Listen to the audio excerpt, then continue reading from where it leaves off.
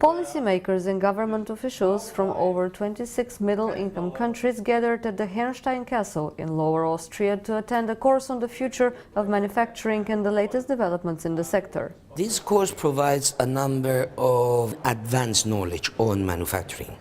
We have probably the best brains in the world in the field of manufacturing in this meeting, who will share their knowledge with the participants. The other thing that the participants are going to benefit is from an understanding of how does manufacturing work, what are the drivers of manufacturing. The course, developed by UNIDO's Institute for Capacity Development and supported by the Austrian government, helped enhance the capacity of policymakers to shape and implement industrial policies and respond to global trends in order to advance the competitiveness of their manufacturing industries.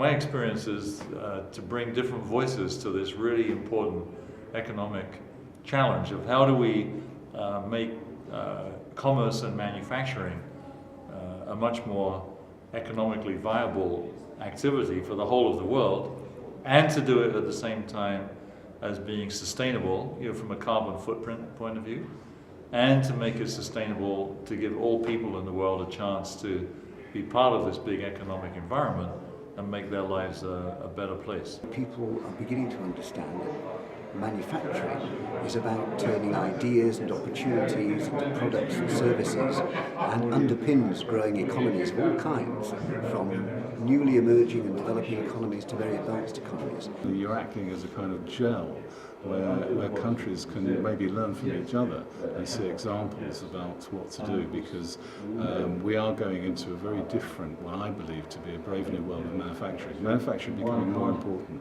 and there's a renaissance of manufacturing, I firmly believe. Lectures were delivered by experts from the University of Cambridge, Berkeley and the Fraunhofer Institute. Interactive workshops were another highlight of the course. They were held by international experts in manufacturing and industrial policy management, including representatives from the private and public sectors, as well as UNIDO and its partner institutions. I think what's important about this program are, one, the caliber of the speakers.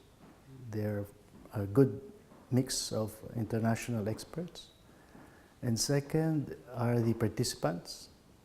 We also have a good mix of participants from different parts of the world, and most, if not all, holding key policy-making positions in their countries. The next step in our development is how do we bring more industries, how do we advance in manufacturing in St. Vincent and the Grenadines.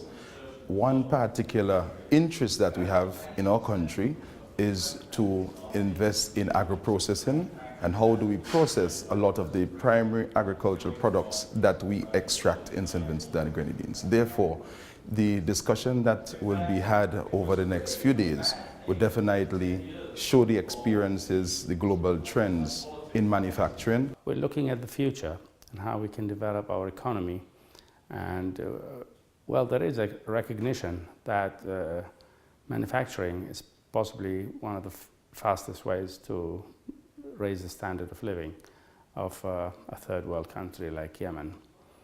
And we're looking at what are the trends that are happening in the world, what is the shortest way to actually implement some policies.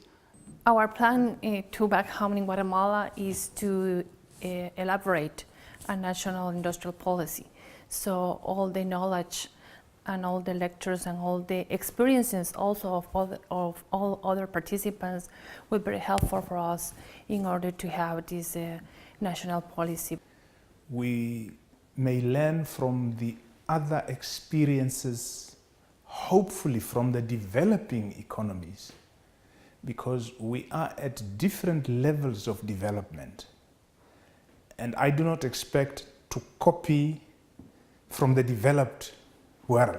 It wouldn't help me more, because I know that. As a government representative and a politician, we want to learn from the developed and mature systems that we can modify to help us. This is what it means in terms of capacity building. Participants learned about the potential of new technologies being used in manufacturing. They were also offered presentations on solutions for sustainable, green manufacturing and innovations in environmental technologies, as well as on the business strategies used to respond to challenges of the new industrial revolution.